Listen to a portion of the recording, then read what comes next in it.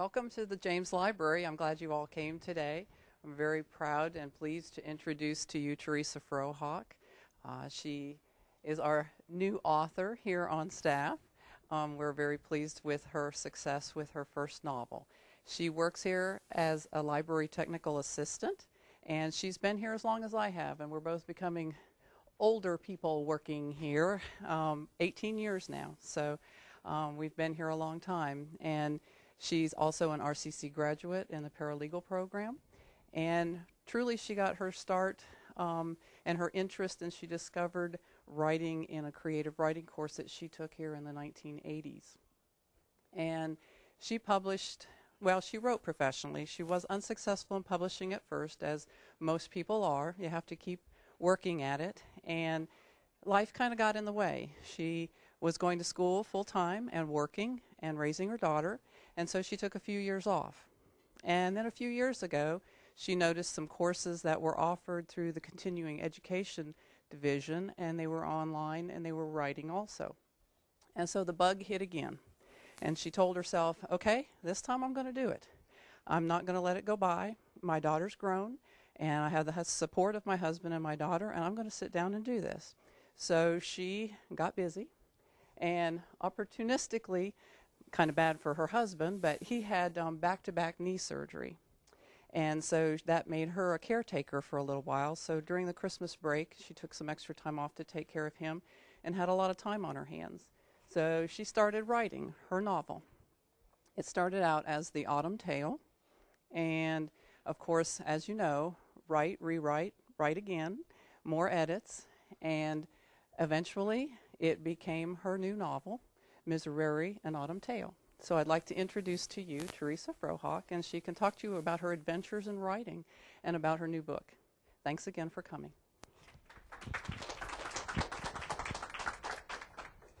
Thank you. Can you hear me okay? Okay, good. I'm never sure what to talk about when people ask me about doing a book talk. I like to talk a little bit about the book, but I also like to talk a little bit about the publication process, because it's a lot more complicated than I just write a book, I send it out, it gets accepted. I kind of had the idea for this particular book in the back of my mind for a while. It all started with this really strange dream that I had. And you know how they have these little signs in the woods around here all over the place? They'll say, Jesus saves. And then right beside it was the bumper of this old car that had a sign that said, nobody saves you more than Winn-Dixie. And between those things, I just kept having this idea of this strange alternative world where you had the secular and the religious, and how would you ever bring them together? So anyway, that was what started the wheels turning for it. And it's like Kim said, when I took the creative writing course, he said we could write about anything we wanted to write about. So I did. And I had wanted it to be a young adult novel in the beginning. I thought that it would, as a matter of fact, I had a 14-year-old boy that I wanted to be the protagonist. And as I was writing it, I never could make the story work. So my instructor said, give it a shot and just write different characters until one feels right. So I did. And it was my 40-year-old character, not my 14-year-old character. My 14-year-old character bought it somewhere in chapter 3. So when you become expendable in one of my books, that's it, you're gone.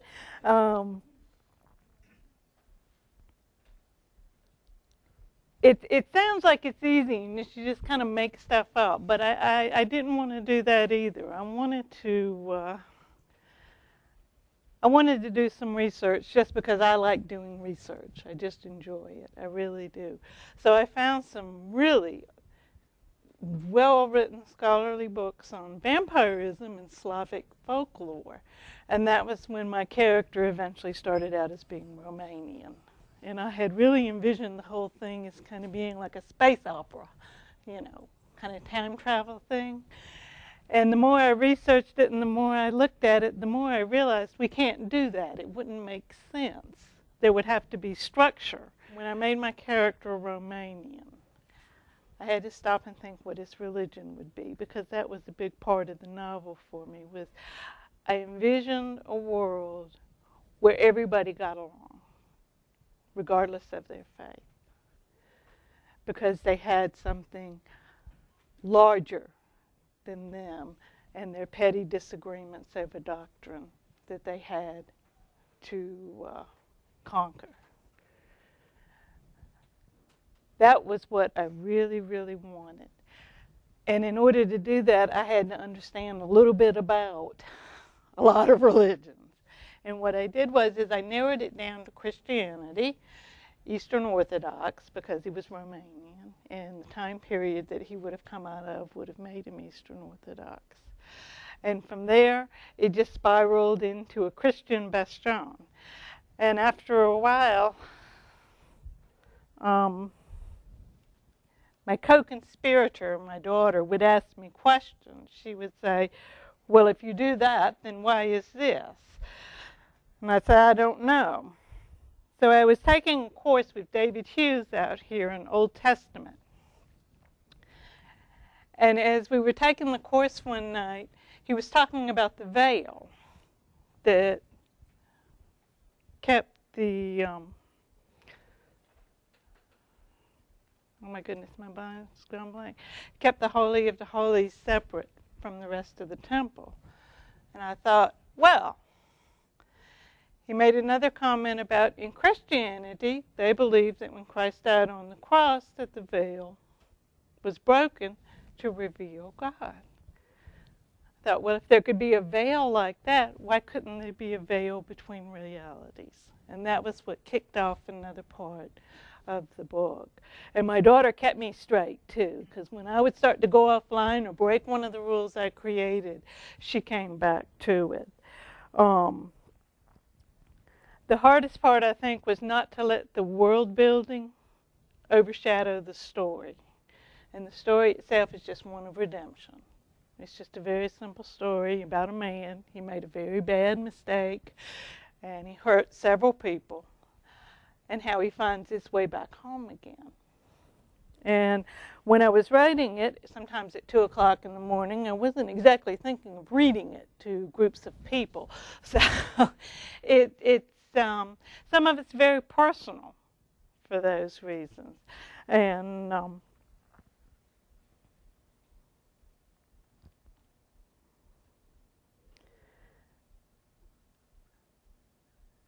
it's not always easy to read it or discuss it. You know, I always imagined myself as being an author and that people would read my book and maybe make a comment or two about it.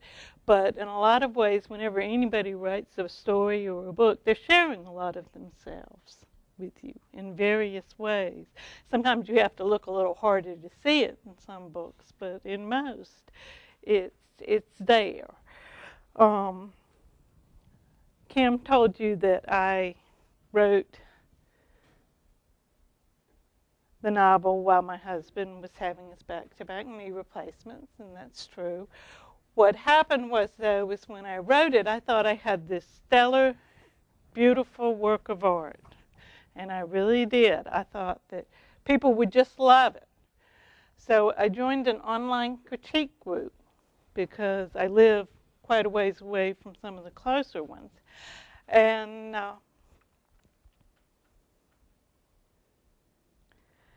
they told me how bad it stank. As a matter of fact, I mean, they were never callous. They were never mean. But they would always tell me ways that I could improve it and why it didn't work here and why it didn't work there. And the more I listened to their comments and the more I went back over and looked at them a second time, I realized, gosh, they're right. This is horrible. The prose was very purple, and it was just, it was too overdone. So I ended up rewriting the entire second half of the book. And then I had to rewrite the first half of the book to match the second half of the book. So it took about 2 or 3 years before it was finally to the point that I was really seriously looking for a literary agent. And that was a whole nother animal altogether, and that was just timing and good luck, was a literary agent. I happened to find an agent online who had just started out. She'd been working as an intern, and now she was working full-time as a literary agent.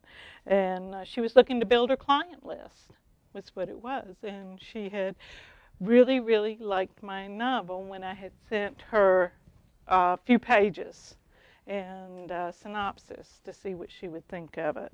So she emailed me back. She asked me for the full manuscript. I sent it to her, and she sent it back to me and said she would like to sign me.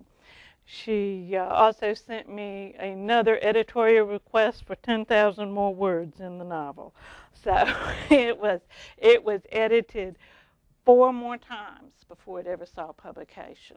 They don't happen quick. And I want to tell you real quickly the story behind the cover art, because I really lucked out with cover art. A lot of people think authors get a chance to ask and get a chance to request who does their cover art. You have no say in it whatsoever. And it is a real gamble, especially with fantasy a lot of times, I've found. So the gentleman who did the cover art for the novel, his name is Michael C. Hayes. He did an awesome job. I have even emailed him and told him that I will never be able to see them any other way than the way in which he drew them. He was given a synopsis, a 5-page synopsis in the entire novel. And they told him which 3 characters they wanted to see on the cover. And they told him to draw it. He had won a contest for the opportunity to do cover art for a novel. Now, I think if I'd known that in advance, my heart might have been beating a little faster. But when they emailed me the JPEG of the picture, I just sat there and cried. It was just that perfect. Extra way. We all get a little lost from time to time. The priest sat sideways on the pew in front of Lucian, turning so they could talk face to face. What troubles you that you wear your misery for world to see? Tears burned Lucian's eyes, and he forced them down. Why should he weep for a woman already lost to him?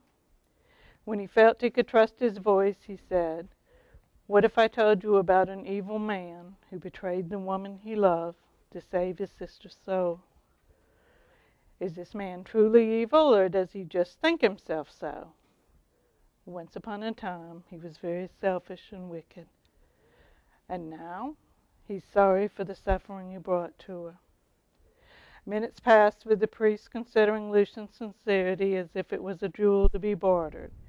Not since he had lived at the Citadel had he watched someone so thoroughly study his words for their truth. The priest asked, what if this selfish, wicked man, who is now sorry, was presented an opportunity to amend his grievous act? Would this man take such an opportunity? Please don't mock me.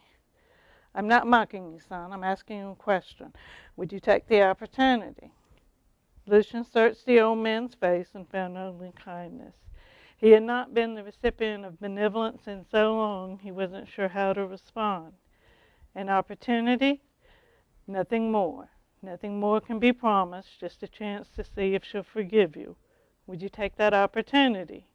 He didn't hesitate, with both hands. He waited for the priest to render a proverb about good intentions being the first step toward redemption.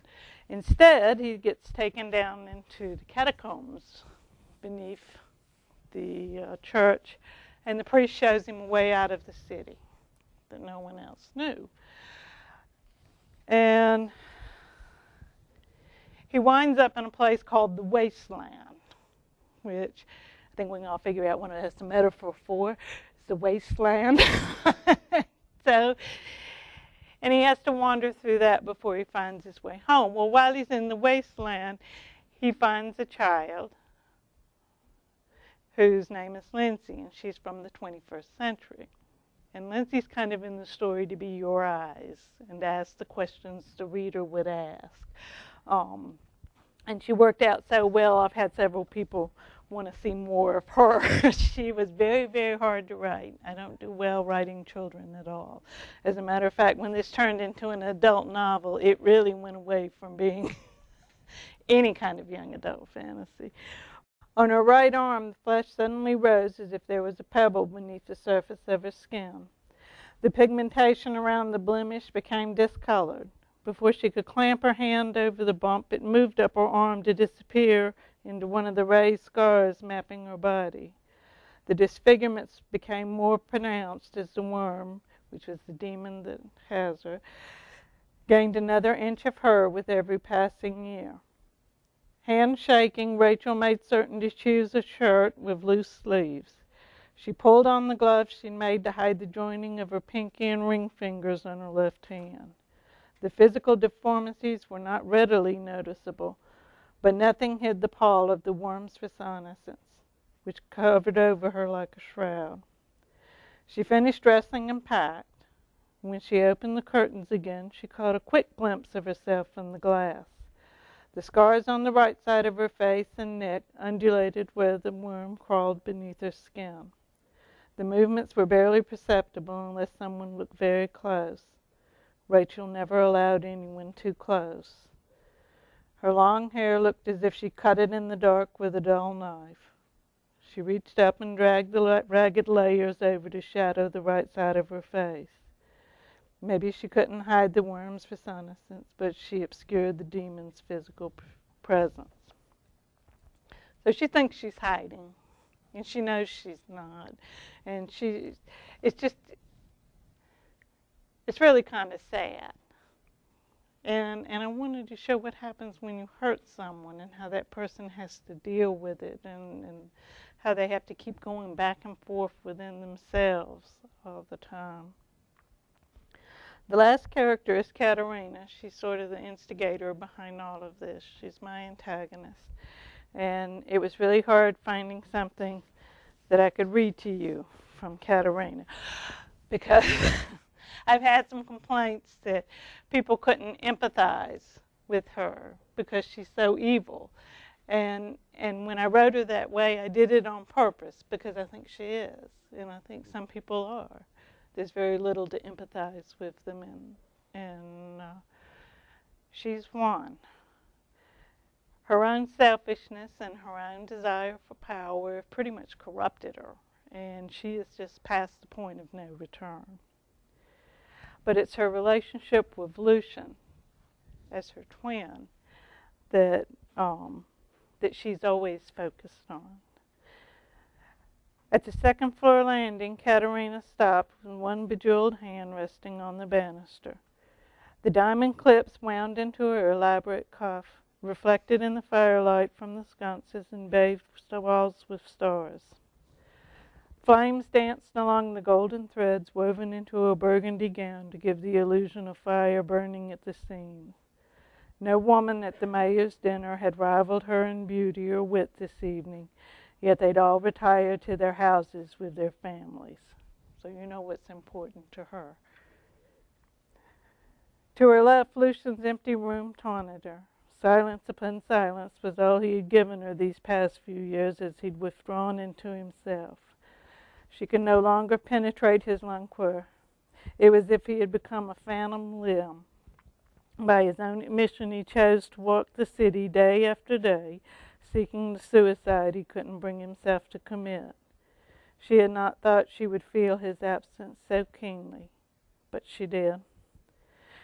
Rather than go to her room, she went to Lucian's chamber. The new lock she had commanded to be installed on his door was in place, and she admired the intricate face carved into the dark metal. Part gargoyle, part demon, the lock glowered at her with blind eyes. Lucian would find some startling changes to his living arrangements when he returned. The fire burned in the hearth, and Lucian's bed was turned down for the night as if he would arrive any minute. Everything was just as he left it. His desk remained piled with papers, and books accumulated every flat surface the room offered. Everything she had found and purchased for his happiness was there, yet he took nothing from her house but the clothes on his back. From the desk she picked up a prism and held it to the light. Once, when they sat in the garden, he showed her how to capture the sun. They had laughed like children when the light burst forth in a rainbow against the garden wall. The sight of the colors magically filling the space took her breath away, and he had smiled at her wonder. They sat perfectly still, his hand around hers, and in that multi-hued moment they had been one. And so that is how she sees Lucian, as being very much a part of her. And when he leaves her, she feels betrayed by him. And things kind of get ugly after that. So it's one part just fantasy, and it's another part really about relationships. And it's about those three people and their relationship. And I won't tell you how it ends. But I enjoy horror. I just always have. Not the kind of horror you see a lot in today's American movies. When I think of horror, I think more of Spanish horror films, which are more about the mind, and they're more about the creepiness of what's going on. And it's just always just fascinated me, that almost Edgar Allan Poe ability to reach into somebody's psyche and see what makes them tick. And so that's what I've always enjoyed reading, and so that's more or less what this is. It's that type of story. It doesn't appeal to everybody, but those who enjoy it, I think, will find a little something in it that they would like. And I wanted to leave just a few minutes for any questions that anybody might have. Does anybody have any questions? Is it available for sale now? Is it available for sale now? Yes, it is. You can get it at Barnes & Noble. As a matter of fact, there's 2 autographed copies at the Barnes & Noble in Greensboro, and because I was there over the weekend. They are also on Amazon.com, and you can get them through EPUB in your Kindle or in your Nook. It doesn't matter which one you have. As a matter of fact, Kindle sales have been very, very good. I think a lot of people would take a chance on a new author or a new book if they have the ability to get it real cheap, and that's fine. Because I'm not looking to make tons of money off this. I just really enjoy writing and telling stories, I think, and that's enjoyable. So yes, you can get it there. Anything else? Will it be a sequel? Will there be a sequel to it? Will I? Will you write another one? Well, right now we're talking about that. I had this one planned as a set of 4. When you write fantasy and you have to spend all that time doing the world building and the character building and all of the civilizations and the social structures and what all, it makes it more profitable for me if I can do more than one out of that same setting. And as a matter of fact, the biggest complaint people have had with it so far is that it's too short. And a lot of fantasy fans would like to see it longer. They would like to have seen more about the world and those kind of things, where I kept it very character oriented, which is fine. I keep telling. One of the biggest questions has been, can they have kids? That seems to be very important to people, to know whether or not they can have kids. And so I have one friend who teases me, and she asks me every now and then. She says, "Yes, but can they have kids?" I don't know. I'm not telling. You have to buy the second book to find out. But we're right now negotiating for the next 2. Whether that'll happen or not, I don't know. I didn't, because this had, it used Christianity and Judaism and Islam and also other religions. We weren't sure, because the main focus was on Christianity. We weren't sure how well fantasy fans were going to take it. And so far, that's the biggest thing they've been putting on their review blogs. It's like, wow, man, the religion didn't bother me at all. Because I didn't do it as a, it's not preachy. That's not what I intended it to be. Didn't intend it to be that at all. What I wanted to do was the same way that a lot of fantasies take Celtic mythology or Hindu mythology and wrap their stories and their world around that. I wanted to use Christian traditions because I thought this is so cool, because most of these kids, all they know about Christianity is what they hear on sound bites on TV. And I really kind of picked that up from reading their blogs and watching how they interact with one another. And they think Christians are these awful, horrible people, and that they all, you know, I mean, you should really hear what they have to say about some of this. And it amazed me, and at the same time I was thinking, well, hi then, this will be new for them. And so because of all that, though, I did not immediately start on the sequel to this one. I started on another novel that's completely different, whole new cast of characters, and they will completely non-religious. So it's more of the kind of fantasy that most of the readers are used to reading, with a good load of horror in it. As a matter of fact, it's gotten some negative reviews because of the horror, because some people don't believe you should have any kind of horror in your fantasy at all. It should all be your classic Tolkien hero's journey from beginning to end, and not all of them function that way anymore. A lot of fantasy authors have started making their novels more horror, or they've stepped off that hero's journey, Joseph Campbell hero's journey path, and they're bringing more multi-hued characters to this novels that really it's based more on the decision the character makes. The chosen one is now being left behind and traded off for somebody who is there because of the result of the decisions they made, which a lot of readers like that, some don't. Right now they're having a bit of a discussion about it, whether or not they like it. So I'm just moving in a different direction for the next book. But so we've been very surprised and very pleased that it's had such a good reception amongst regular fantasy readers, because we didn't think it would at all. My agent did. She's believed in it from the beginning. She just loved it. But I don't know. I've been the one that's been kind of standing back and going, I don't know. They probably not like that, but they have. They really have. Anything else? Well, I'm around. Everyone knows where I am. Thank you all for coming. I didn't think anybody would come.